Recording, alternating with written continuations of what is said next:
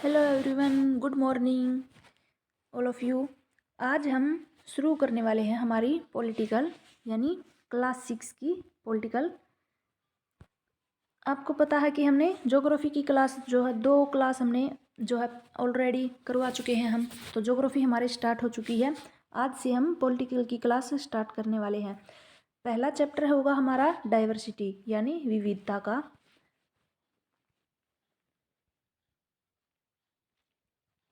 विविधता यानी अनेकता। विविधता का क्या मतलब है? अनेक अनेक लोगों का जो है, लोगों में क्या क्या भिन्नताएं हैं, विविधताएं हैं। लोगों का रहन सहन, खान पान जो है, उनकी भाषा, संस्कृति, उनका सब कुछ किस तरह से एक दूसरे से भिन्न है। और अनेकता में भी एकता, जो कि आगे चल के हमें पता चलेगी। पंडित जवाहरलाल नेहरू के बारे में भी हम जानेंगे। और चैप्टर को स्टार्ट करने से पहले आपसे रिक्वेस्ट है कि आप मेरे चैनल को जो है लाइक वीडियोज़ को, और जो आप वीडियोज़ आप देख रहे हैं उनको प्लीज़ अपने दोस्तों के साथ शेयर करिए। और मेरे चैनल को सब्सक्राइब करके मेरे चैनल को सपोर्ट करना, और कमेंट करके बताना कि आपको वीडियोज़ कैसी लगी। पहले हम स्टार्ट करने से पहले एक बार यहाँ पर पैराग्राफ दिया गया है, इसके ऊपर एक नज़र डालेंगे। पाठ की शुरुआती पंक्तियों पर ध्यान दीजिए। अपनी कक्षा में चारों तरफ नज़र दौड़ाइए कि क्या कोई ऐसी साथी है जो बिल्कुल आपकी तरह दिखती है। यानी क्लास में कौन है जो बिल्कुल आपके तरह दिखता है।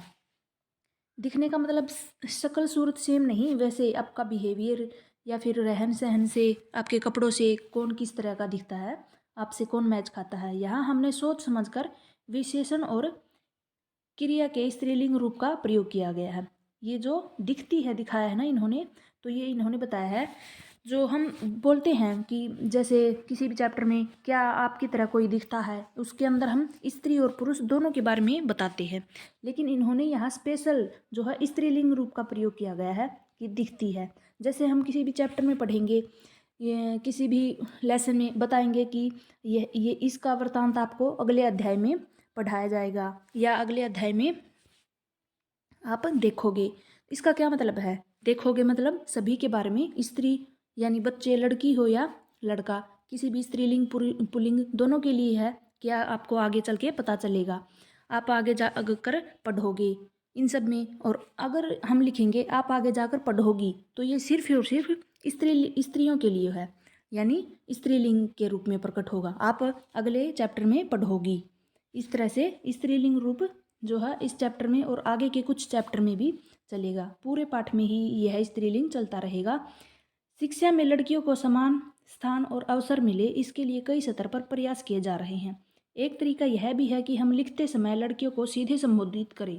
यानी जो लिखते समय हम बताते हैं ये काम ये करेगा, वो करेगा या फिर करेगी, इस तरह से लड़कियों को संबोधित करें। यदि हम अभी तक पाठ्य पुस्तकों को देखें तो उनमें पढ़ने वालों को हमेशा एक लड़का मानकर पुल्लिंग रूपों को ही दर्शाया गया है। यानी जो पुस्तकों में बताते हैं ना कि ये जो है आप कक्षा 7 में पढ़ोगे, ये इस बारे में आप कक्षा 8 में पढ़ोगे या जानोगे, हमेशा एक लड़के की तरह ही जो है दर्शाते हैं, यानी कि पढ़ने वाला कोई लड़का है। लेकिन अब ज़्यादातर लड़के और लड़कियां दोनों ही पुस्तकें पढ़ते हैं। कभी भी ये नहीं लिखते कि इसके बारे में आप कक्षा 8 में पढ़ोगी या फिर इसके बारे में आप जानोगी। कभी भी लड़की को नहीं मानते। वैसे ही जैसे हम समाज में लड़के हैं, लड़कों का रहन सहन, कपड़े हैं, लड़कियां भी पहन सकती हैं जीन्स टॉप वगैरह, पैंट शर्ट, लेकिन लड़के भी पहन सकते हैं। कॉमन बात है, दोनों एक जैसे कपड़े पहन सकते हैं। लेकिन जो लड़कियां कपड़े पहनती हैं वो कपड़े लड़के, सलवार सूट, लहंगा वगैरह लड़के नहीं पहनते। इसी तरह से लड़कियों को जो है स्पेशल जो है माना गया है। हमेशा एक लड़का मानकर ही पुल्लिंग रूपों का हमेशा प्रयोग किया जाता है। यह मान लिया जाता है कि स्त्रीलिंग रूप जो उसी में शामिल है, यानी पढ़ोगे में लड़का और लड़की दोनों शामिल हो गए। यहाँ हमने भाषा की इस परिपाटी को बदला है, यहाँ पर इसको चेंज किया गया है। इस पाठ के अलावा हमने कुछ अन्य पाठों में भी स्त्रीलिंग रूप का प्रयोग किया है, यानी आगे भी हम स्त्रीलिंग रूप का ही प्रयोग करेंगे। ये देखिए हमारा पहला अध्याय पॉलिटिकल क्लास 6 का पहला चैप्टर। ये देखिए, ये इतना ज़्यादा इम्पोर्टेंट नहीं है। ये देखिए बल क्या है, इस पाठ में आप पढ़ोगी, यानी ये देखिए यहाँ पर फिर से स्त्रीलिंग दिया है, वरना हमेशा ऐसे ही बोलते हैं आप पढ़ोगे, आगे चैप्टर में पढ़ोगे, इसी चैप्टर में आप ये जानोगे, ये पढ़ोगे। तो यहाँ पर स्त्रीलिंग रूप को बढ़ावा दिया गया है। पढ़ोगी कि लोग एक दूसरे से कई मामलों में भिन्न होते हैं। वे न केवल अलग दिखते हैं बल्कि वे अलग अलग क्षेत्रों से भी आते हैं। उनके धर्म, रहन सहन, खान पान, भाषा, त्योहार आदि भी भिन्न होते हैं। यही तो विविधता है।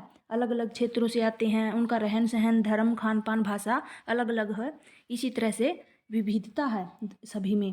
ये भिन्नताएं हमारे जीवन को कई तरह के रोचक और समृद्ध बनाती हैं। इन विभिन्नताओं के कारण ही भारत में विविधता है, यानी इन्हीं भिन्नताओं के कारण भारत में विविधता है। विविधता या अनेकता हमारे जीवन को किस तरह से बेहतर बनाती है? भारत इन्हीं विविधताओं वाला देश कैसे बना? क्या सभी तरह की विविधताएं या भिन्नताएं विविधता का ही भाग हैं? चलिए कुछ उत्तर पाने के लिए हम इस पाठ को पढ़ते हैं, यानी इन सभी प्रश्नों के उत्तर हमें इस चैप्टर में मिलेंगे। ये कुछ ड्राइंग बनाई हुई हैं, इनमें भी विविधताएं हैं। ये देखो, ये एक लड़की की फ़ोटो है, ये भी एक लड़की की फ़ोटो है। इनका कपड़े, इनकी ड्रेस देखो, ये सब देखो कितने अलग अलग दिख रहे हैं एक दूसरे से। इसी तरह बताया है कि आप भी एक चित्र बनाइए और आपका चित्र इनसे किस प्रकार से भिन्न है। रंग, रूप, कपड़े, किस प्रकार से आप अपनी सोच से चित्र बनाएंगे।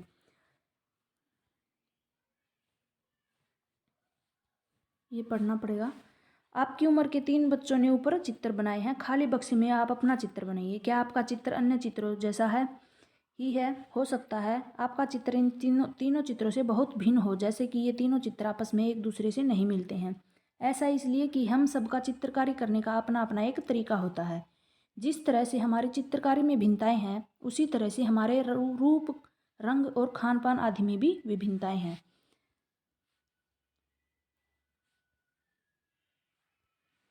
देखो, चौराहे की सॉरी यहाँ से स्टार्ट होगा।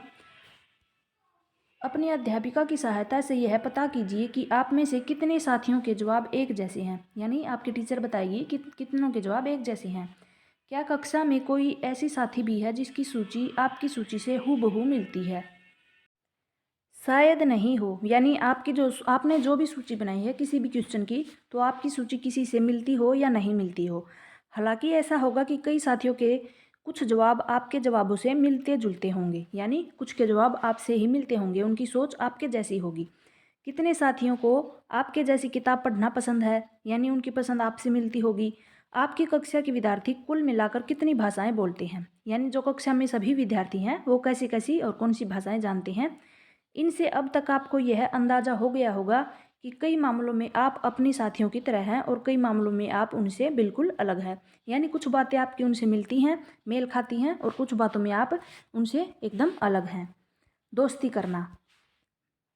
क्या आप ऐसे इंसान से दोस्ती करना आपके लिए आसान होगा जो आपसे बहुत भिन्न है, यानी जो आपसे एकदम अलग है, उससे दोस्ती करना कितना आसान होगा?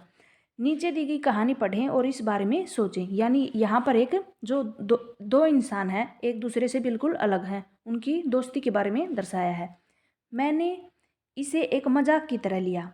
मजाक जो कि फटे पुराने कपड़े पहने उस छोटे से लड़के के लिए था जो जनपद की भीड़ भाड़ वाले चौराहे की लाल बत्ती पर अखबार बेचता था। ये कहानी है किसी लड़के की जो चौराहे की लाल बत्ती पर अखबार बेचता था। मैं जब भी वहाँ से साइकिल से गुजरता, वह अंग्रेजी का अखबार हाथ में लहराते हुए मेरे पीछे भागता। यानी कि जब मैं सड़क से जाता था तो वह लड़का जो था वो अंग्रेजी का अखबार यानी अंग्रेजी का अखबार लेकर के मेरे पीछे भागता। उस दिन की सुर्खियों को हिंदी अंग्रेजी के मिले जुले शब्दों में चिल्लाकर सुनाता। यानी मेरे पीछे अंग्रेजी का अखबार लेकर, और वहाँ की जो मोटी मोटी खबरें थी उनको हिंदी में और अंग्रेजी में मिले जुले, यानी उसको अंग्रेजी नहीं आती होगी इसलिए हिंदी अंग्रेजी को मिक्स करके चिल्लाता। इस बार मैं पटरी के सहारे रुका और मैंने उससे हिंदी का अखबार मांगा। एक अगली बार जब वह सड़क पर आया तो वह पटरी के सहारे रुका और उसने हिंदी का अखबार उससे मांगा। उसका मुंह खुला का खुला रह गया। क्यों? उसने पूछा, मतलब आपको हिंदी आती है? यानी कि जो लड़का अखबार बेचता था उसे नहीं पता था कि इसको हिंदी भी आती है, इसलिए वह अंग्रेजी का अखबार लेकर उसके पीछे दौड़ता था। बिल्कुल, मैंने अखबार के पैसे देते हुए कहा, यानी उसने अखबार लिए और उसको पैसे देकर कहा कि बिल्कुल मुझे हिंदी आती है। क्यों? तुमने क्या सोचा? वह रुका, पर आप लगते तो बड़े अंग्रेज हैं। यानी जो लड़का अखबार बेचता था उसे लगा कि ये अंग्रेज होगा, उसको अंग्रेजी आती होगी, क्योंकि उसके कपड़ों से उसे लगा होगा, यानी रहन सहन यानी कपड़ों से हम अंदाज़ा लगा लेते हैं कि शायद इसको ये अंग्रेज होगा, इसको अंग्रेजी आती होगी अच्छा रहन सहन देखकर। वह बोला मतलब कि आप हिंदी भी पढ़ सकते हैं। ये देखिए, ये चित्र दिखाया गया है। ये लड़का अखबार बेचने वाला और ये दूसरा लड़का जिसने अखबार खरीदा, जिसको देखकर वह अंग्रेज समझ रहा था। उसने क्या कहा, हाँ बिल्कुल मैं पढ़ सकता हूँ। इस बार मैं थोड़ा अधीर होते हुए बोला, मैं हिंदी बोल सकता हूँ, पढ़ सकता हूँ और लिख भी सकता हूँ। मैंने स्कूल में दूसरे सब्जेक्ट यानी विषय के बारे में बताया। सब्जेक्ट के साथ हिंदी भी पढ़ी है। उसने अखबार बेचने वाले लड़के को बताया। फिर उसने पूछा सब्जेक्ट, उसने पूछा अब जो कभी स्कूल नहीं गया उसको मैं क्या समझाता कि सब्जेक्ट क्या होता है। उस लड़के ने पूछा सब्जेक्ट के बारे में क्या है। वह कुछ होता है, मैंने शुरू किया ही था कि हरी बत्ती हरी हो गई और मेरे पीछे गाड़ियों के हॉर्न का शोर जो था वो 100 गुना बढ़ गया। मैंने भी अपने आप को ट्रैफिक के साथ ही आगे बढ़ने दिया। जो वह रुका था ट्रैफिक की वजह से, वह ट्रैफिक जो बत्ती हरी हो गई तो वह निकल गया। अगले दिन वह फिर से वहाँ पर था। वह मुस्कुरा रहा था, यानी जो अखबार वाला लड़का। मेरी तरफ हिंदी का अखबार बढ़ाते हुए उसने कहा, भैया आपका अखबार। उसने हिंदी का अखबार दिया इस बार। अब बताइए कि ये सब्जेक्ट क्या चीज़ है। अंग्रेजी का यह शब्द उसकी जुबान पर अजीब लग रहा था, यानी वह पढ़ा लिखा नहीं था। उसने सब्जेक्ट को सब्जेक्ट कहा।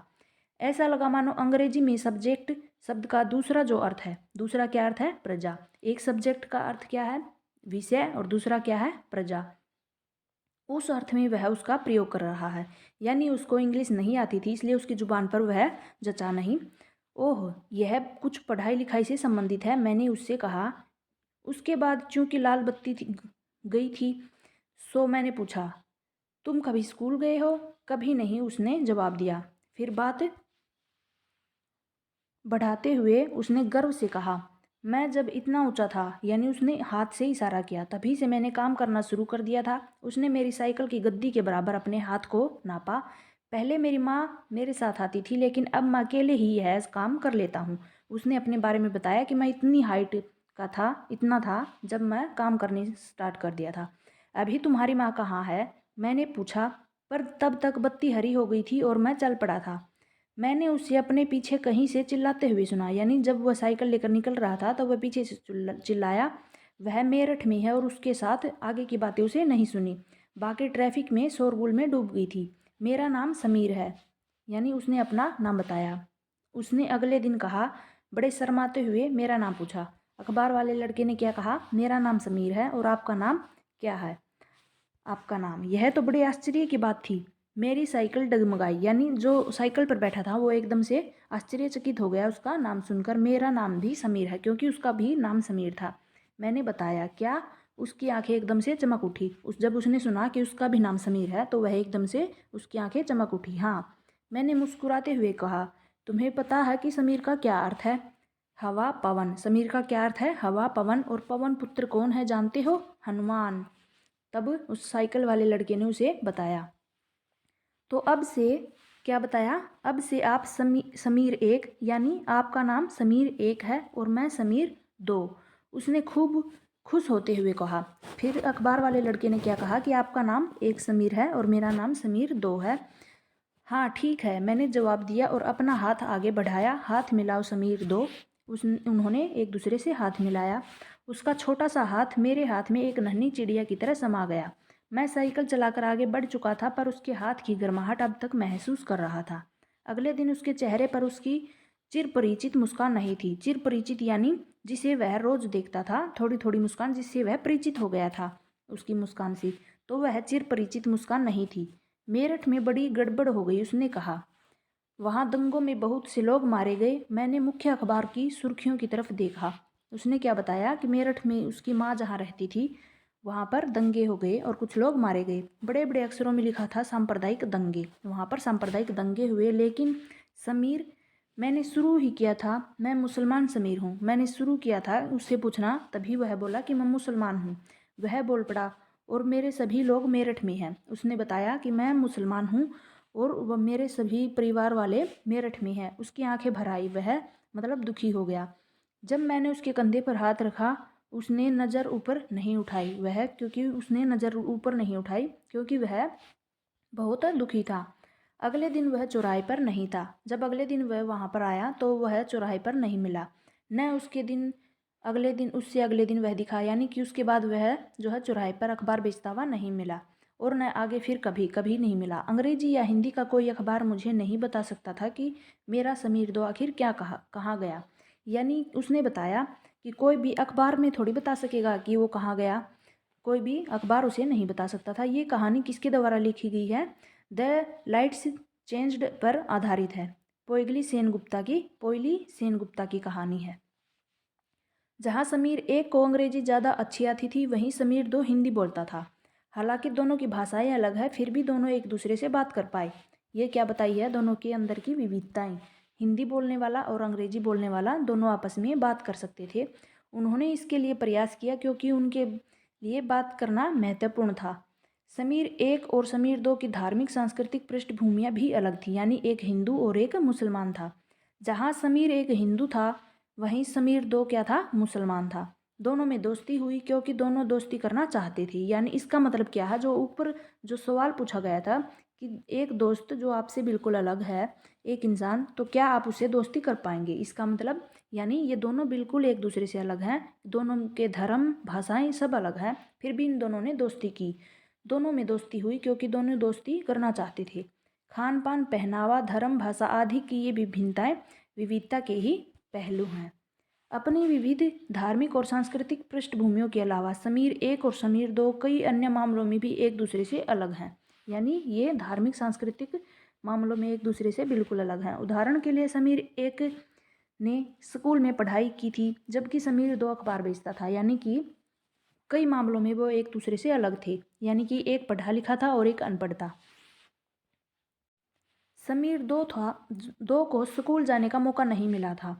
आपने संभवतः अपने इलाके में ऐसे कई लोगों को देखा होगा जो गरीब हैं, जिनकी भोजन और घर कपड़ों की ज़रूरतें भी पूरी नहीं हो पाती हैं। क्या बताया है?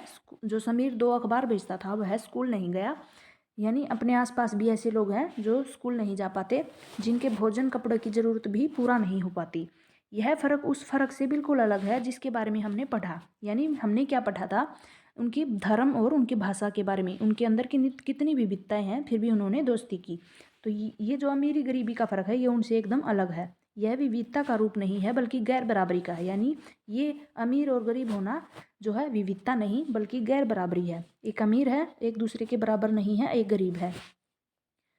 गैर बराबरी का मतलब है कि कुछ लोगों के पास न अवसर है, ना ही जमीन या पैसे जैसे संसाधन जो दूसरों के पास हैं। इसलिए गरीबी और अमीरी विविधता का रूप नहीं है, यह लोगों के बीच मौजूद असमानता यानी गैर बराबरी है।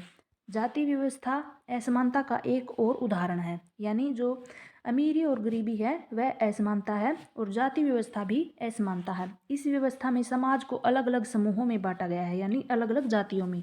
इस बंटवारे का आधार था कि लोग किस किस तरह का काम करते हैं और लोग जिस जाति में पैदा होते थे उसे बदल नहीं सकते थे। उदाहरण के लिए एग्जाम्पल यहाँ पर दिया गया है। अगर आप कुम्हार के घर में पैदा हो गई तो आपकी जाति कुम्हार ही होगी और आप बस वहीं बन सकती हैं। यानी आप कुम्हार के घर पैदा हुई हैं तो आप कुम्हार ही बन सकते हैं। कोई व्यक्ति जाति से जुड़ा अपना पेशा भी नहीं बदल सकता था, इसलिए उस ज्ञान के अलावा किसी अन्य ज्ञान को हासिल करना जरूरी नहीं समझा जाता था। इसके बगैर इससे गैर बराबरी पैदा हुई थी। आप इस बारे में अगले पाठों में पढ़ेंगी। यहाँ पर भी देखिए, आप अपने ऊपर दिखाया था, अगले पाठों में पढ़ेंगे। हम हमेशा दर्शाते हैं पढ़ेंगे में लड़का और लड़की, यहाँ पर उन्होंने स्त्रीलिंग को दर्शाया है। अगले पाठों में पढ़ेंगी। विविधता हमारे जीवन को कैसे समृद्ध बनाती है, इसके बारे में हम आगे जानेंगे कि विविधता कैसे समृद्ध बनाती है हमारे जीवन को। देखिए, जैसे समीर एक और समीर दो दोस्त बने, ठीक वैसे ही आपकी भी सहेलियां होंगी जो आपसे बहुत अलग होंगी। आपने शायद उनके घर में अलग तरह का खाना खाया होगा, उनके साथ अलग त्यौहार भी मनाए होंगे, उनके कपड़े पहनकर देखे होंगे और थोड़ी बहुत उनकी भाषा भी सीखी होगी। आपको शायद तरह तरह के जानवरों, रानियों, साहसी घटनाओं या भूतों की कहानियाँ भी पसंद होंगी। यानी आपको अलग अलग तरह की कहानियाँ पसंद होंगी। संभव है कि आपको खुद कहानी लिखना भी पसंद होगा।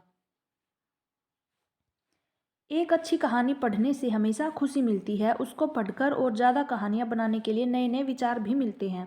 जो लोग कहानियाँ लिखते हैं वे विभिन्न स्रोतों, किताबों, वास्तविक जीवन और कल्पना से ही प्रेरणा लेते हैं। यानी जो कहानियाँ हम लिखते हैं वो आसपास की घटनाओं को देखकर महसूस करके ही लिखते हैं।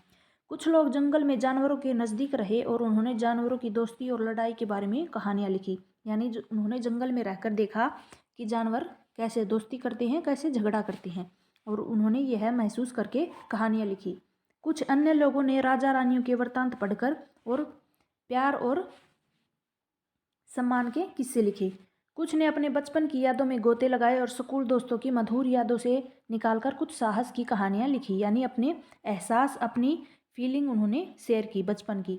कल्पना कीजिए कि जिनकी कहानियाँ आपको सुनी या पढ़ी हैं उन सभी कहानीकारों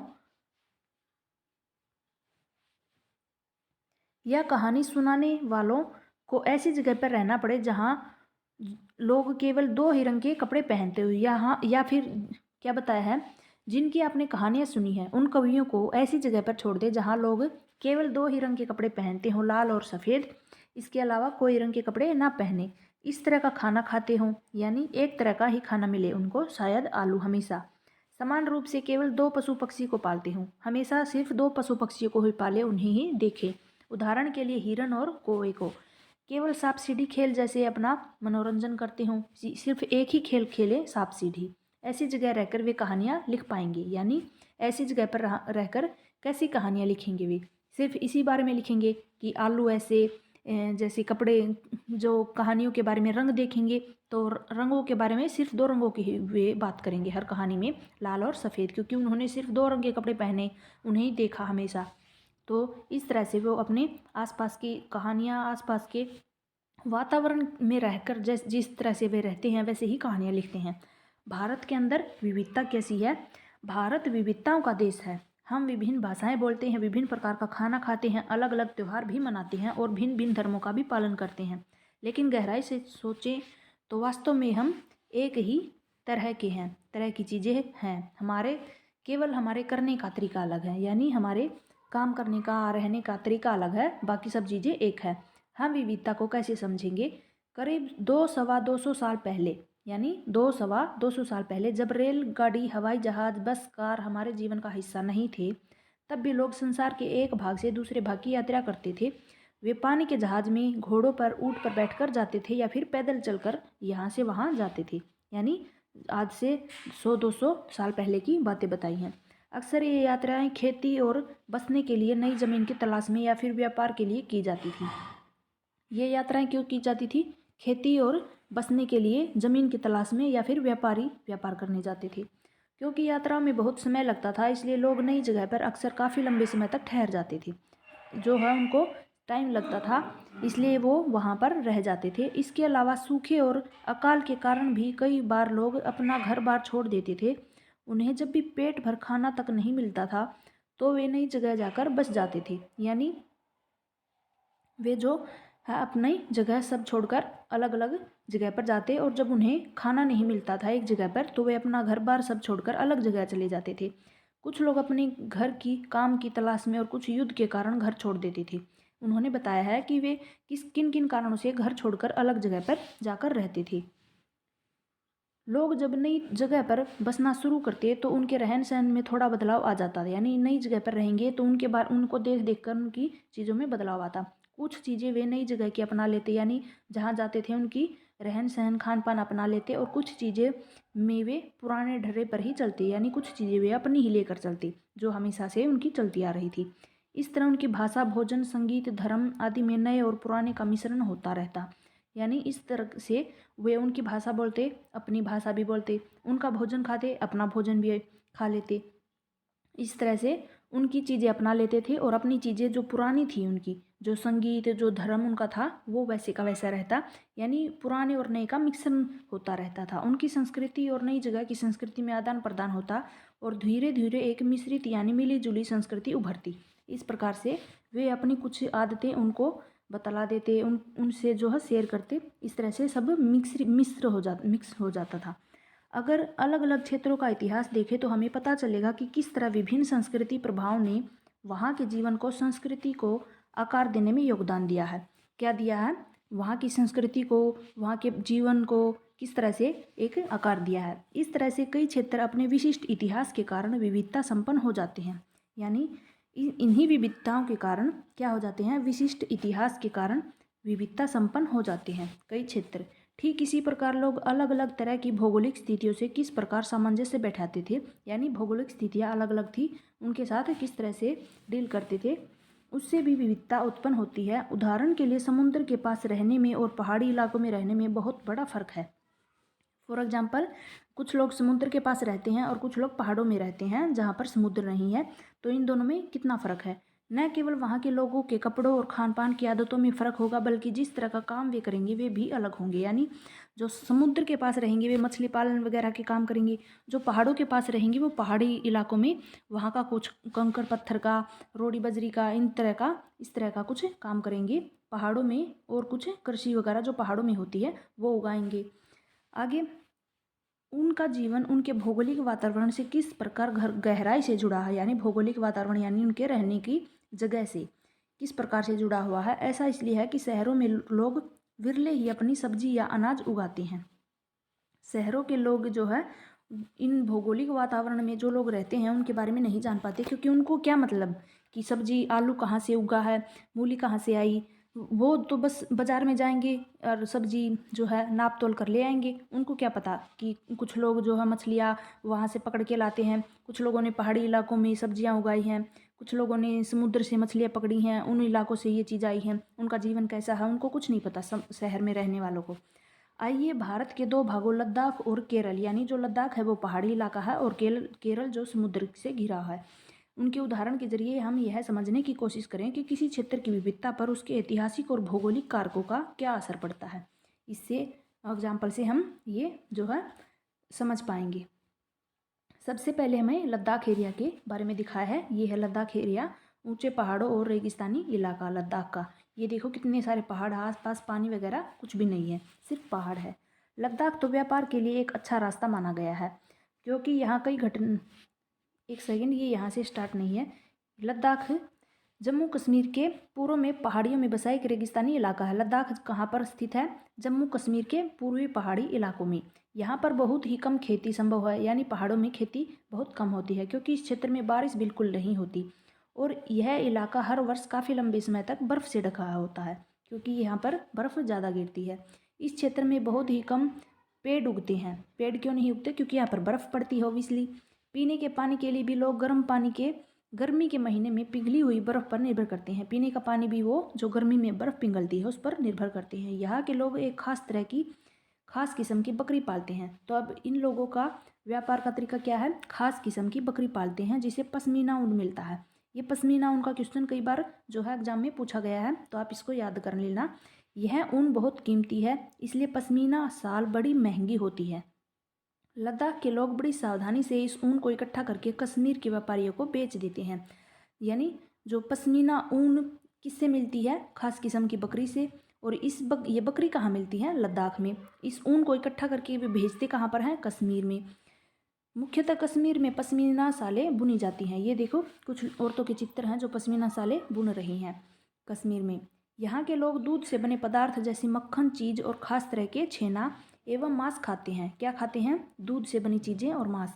हर एक परिवार के पास कुछ गाय और बकरी और याक होते हैं। पहाड़ों में तो याक, बकरी वगैरह ही देखी जाएंगी। रेगिस्तान होने के कारण यह मतलब नहीं कि व्यापारी यहाँ आने के लिए आकर्षक नहीं होते। इसका मतलब ये नहीं कि ये पहाड़ी क्षेत्र है, रेगिस्तान है तो यहाँ पर कोई व्यापारी वगैरह नहीं आएंगे।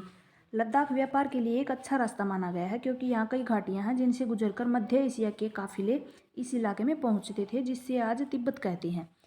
कहाँ के लोग, मध्य एशिया के जो यहाँ पर आते हैं, इसलिए इसी कारण इसको क्या कहते हैं, काफिले। यहाँ पर क्या लेकर आते थे, मसाला, कच्चा रेशम, दरिया आदि लेकर आते थे। और जो ये रास्ता है लद्दाख के रास्ते, बौद्ध के अनुयायी और बौद्ध धर्म भी तिब्बत में पहुँचा था। लद्दाख को छोटा तिब्बत कहते हैं। छोटा तिब्बत किसे कहते हैं, लद्दाख को। करीब 400 साल पहले यहाँ पर लोगों को इस्लाम धर्म से परिचय हुआ था। यहाँ पर बौद्ध धर्म भी इसी रास्ते से आया था, तिब्बत के रास्ते से, लद्दाख के रास्ते से तिब्बत पहुँचा था और इस्लाम धर्म भी यहाँ पर आया था। अब यहाँ अच्छी खासी संख्या में मुसलमान भी, यानी कितनी विविधताएँ हैं इस क्षेत्र में, जो है बौद्ध धर्म के लोग भी रहते हैं, इस्लाम धर्मी लोग भी रहते हैं और मुसलमान भी यहाँ पर रहते हैं। लद्दाख में गानों और कविताओं की बहुत ही समृद्ध मौखिक संग्रह है। तिब्बत का ग्रंथ, कौन सा ग्रंथ ये आप लिख लेना, तिब्बत का ग्रंथ केसर सागा लद्दाख में काफ़ी प्रसिद्ध है। उनके स्थानीय केसर सागा, ये आपसे पूछ लेगा केसर ग्रंथ, जो केसर सागा ग्रंथ है वह कहाँ पर प्रसिद्ध है, तिब्बत का लद्दाख में प्रसिद्ध है।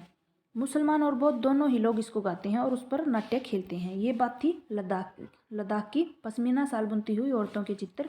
अब बात करेंगे हम केरल के बारे में। केरल भारत के दक्षिणी पश्चिमी कोने में बसा हुआ राज्य है। यह एक तरफ समुद्र से घिरा हुआ है, यानी एक तरफ से समुद्र से घिरा है और दूसरी तरफ पहाड़ियों से घिरा है। इन पहाड़ियों पर विविध प्रकार के मसाले उगते हैं, जैसे काली मिर्च, लौंग, इलायची आदि उगाए जाते हैं, गरम मसाले। इन मसालों के कारण यह क्षेत्र व्यापारियों के लिए बहुत आकर्षक बना, यानी इन मसालों के कारण यहाँ पर व्यापारी आते हैं। सबसे पहले अरबी और यहूदी व्यापारी केरल आए थे। ऐसा माना जाता है कि ईसा मसीह के धर्मदूत संत थॉमस लगभग 2000 साल पहले यहाँ पर आए थे। यानी ईसा मसीह के धर्मदूत का क्या नाम है, संत थॉमस। भारत में ईसाई धर्म किसने लेकर आए थे, संत थॉमस ही लेकर आए थे। उन्हीं को इसका श्रेय जाता है। अरब से कई व्यापारी यहाँ आकर बस गए।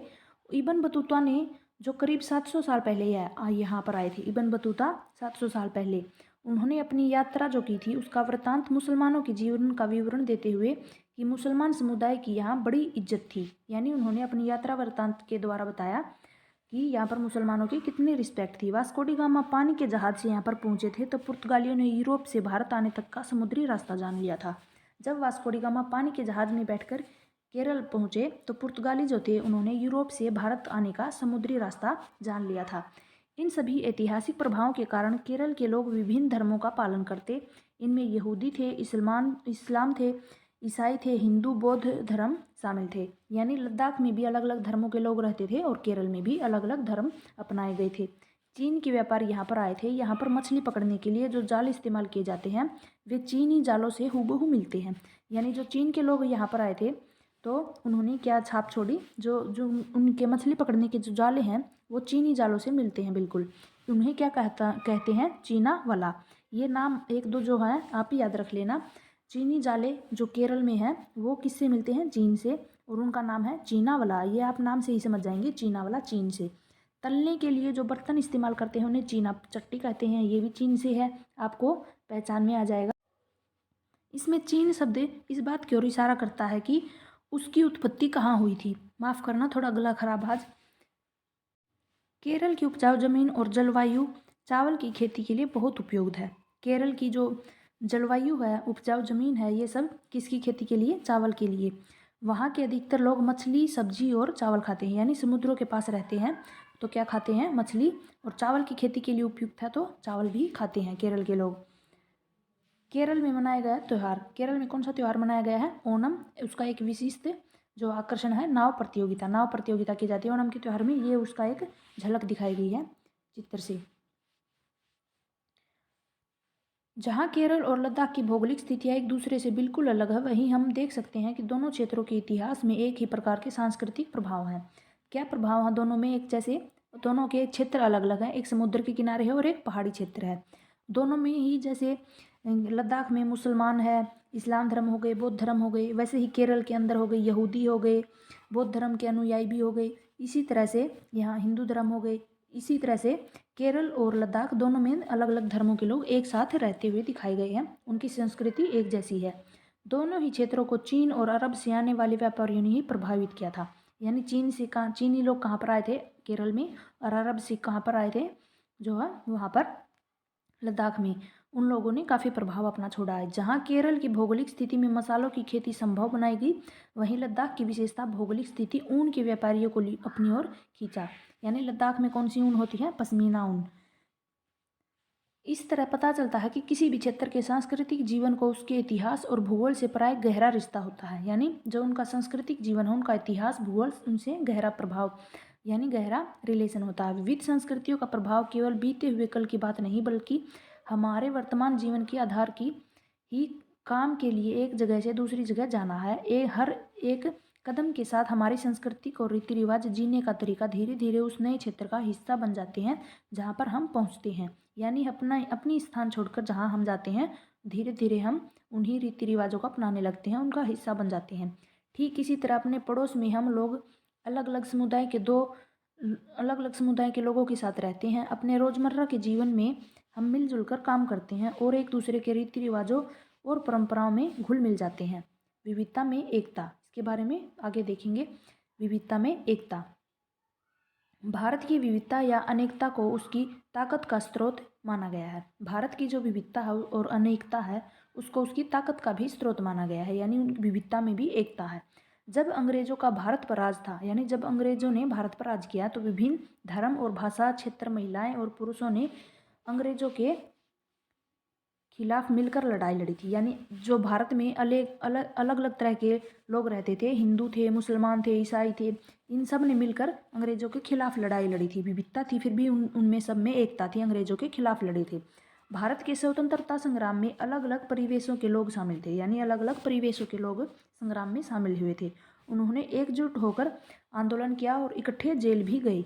उन्होंने अंग्रेजों का अलग अलग तरीके से विरोध किया था और अंग्रेजों ने सोचा था कि वे भारत के लोगों में फूट डाल सकते हैं क्योंकि उनमें काफ़ी विविधताएं हैं। अंग्रेजों ने तो यही सोचा था कि मुसलमान हैं, हिंदू हैं, इन सब में जो है एक दूसरे के खिलाफ भड़काएंगे और झगड़ा हो जाएगा, फूट डाल देंगे, क्योंकि उनमें अलग अलग विविधताएं हैं और इस तरह उनका राज चलता रहेगा। मगर लोगों ने दिखला दिया कि वे एक दूसरे से चाहे कितने भी भिन्न हो, अंग्रेजों के खिलाफ लड़ी जाने वाली लड़ाई में वे सब एक थे, यानी हिंदुओं ने सब ने दिखा दिया।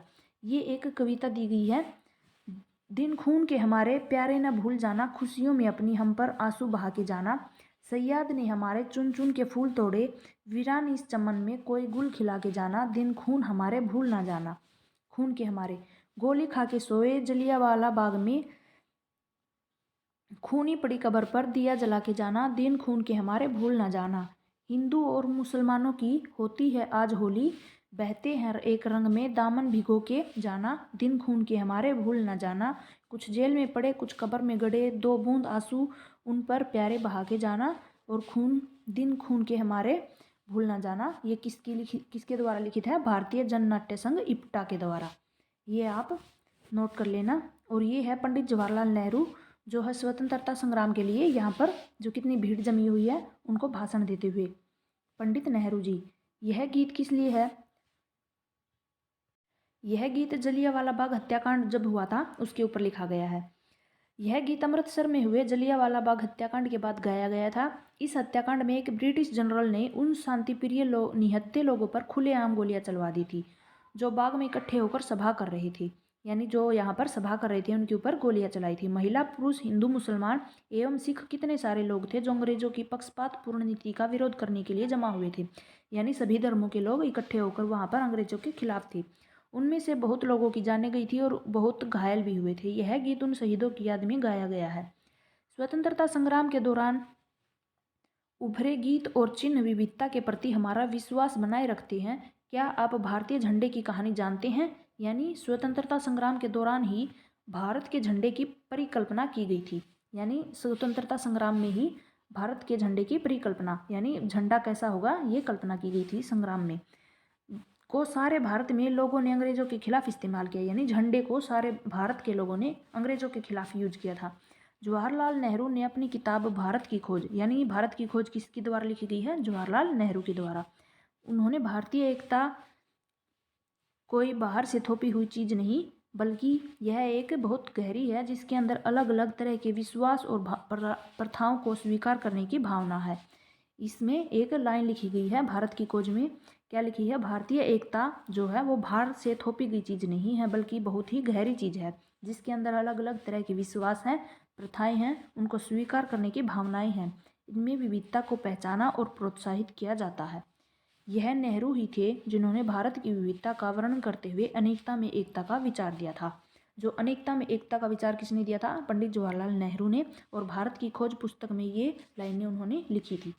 रविंद्र द्वारा, ये देखो, एक रविंद्रनाथ टैगोर द्वारा रचित हमारा राष्ट्रगान भी हमारी भारतीय एकता का ही एक अभिव्यक्ति है। यानी जो राष्ट्रगान है हमारा जनगण, वो किसके द्वारा लिखा गया है? रविंद्रनाथ टैगोर के द्वारा। और जो राष्ट्रीय गीत है वो बंकिम चंद्र चटर्जी के द्वारा लिखा गया है। हमारा चैप्टर यहीं पर ख़त्म होता है और इससे हमने क्या पढ़ा, विविधता, डाइवर्सिटी, यानी विविधता में भी एकता है। किसी भी तरह के भिन्न भिन्न धर्मों के, भिन्न भिन्न प्रकार की सोच, संस्कृति, किसी भी तरह के लोग हो, उनके अंदर भी एकता पाई जा सकती है। उनकी सोच, उनका व्यवहार एक जैसा हो सकता है, चाहे वे अलग तरह के कपड़े पहने, अलग तरह की भाषा बोले, वो एक दूसरे को समझ सकते हैं, एक दूसरे से दोस्ती कर सकते हैं और प्यार भी कर सकती हैं। ये हमारा विविधता फर्स्ट चैप्टर आज हमारा कंप्लीट हो गया। इसी तरह से हम जो है आपके लिए धीरे धीरे सभी क्लास आपको प्रोवाइड करवाएंगे जल्दी जल्दी। तो आप प्लीज़ मेरे वीडियोज़ को लाइक, शेयर और जो है चैनल को सब्सक्राइब करना। वीडियो के अंत में जो आप कमेंट कर देना कि आपको वीडियोज़ कैसी लगी है। आप बहुत कंजूसी करते हो वीडियो को लाइक करने में, कमेंट करने में, तो आपसे एक रिक्वेस्ट है कि प्लीज़ मेरे सपोर्ट कीजिए और मेरी वीडियोज़ को जो लाइक और सब्सक्राइब ज़रूर कर देना, क्योंकि मैं आपको फ्री में सभी वीडियोज़ प्रोवाइड करवा रही हूँ। यही वीडियोज़ अगर आपको किसी ऐप के माध्यम से रिकॉर्डेड या फिर कहीं पर भी लाइव मिलेंगी तो उनके लिए आपको कुछ पैसे देने पड़ेंगे। तो फ्री की चीज़ों की जो है रिस्पेक्ट करना सीखो। तो आज की वीडियो बस यहीं पर जो है ख़त्म हो गई। हम अगला चैप्टर करेंगे कल, और उस शाम को जो है आपको ज्योग्राफी की क्लास आपको ज़रूर मिलेगी। ये मत सोचना कि आज मैंने पॉलिटिकल स्टार्ट करवा दी तो आपको ज्योग्राफी नहीं होगी। तो आप मेरी वीडियोज़ कंटिन्यू देखते रहिए, और जिससे आपका जो है सी टेट वगैरह या फिर कोई भी टेट एग्ज़ाम हो जिसमें जो है 60 क्वेश्चन बहुत मायने रखते हैं, SST से ही आएंगे 6 to 8 के। तो हम NCERT ऐसे ही कंटिन्यू करवाएंगे 6 to 8, उसके बाद में 9 to 12 PGT वालों की भी करवाएंगी। तो आप मेरी वीडियो को जो है लाइक कर देना। Thank you so much, bye bye and good luck.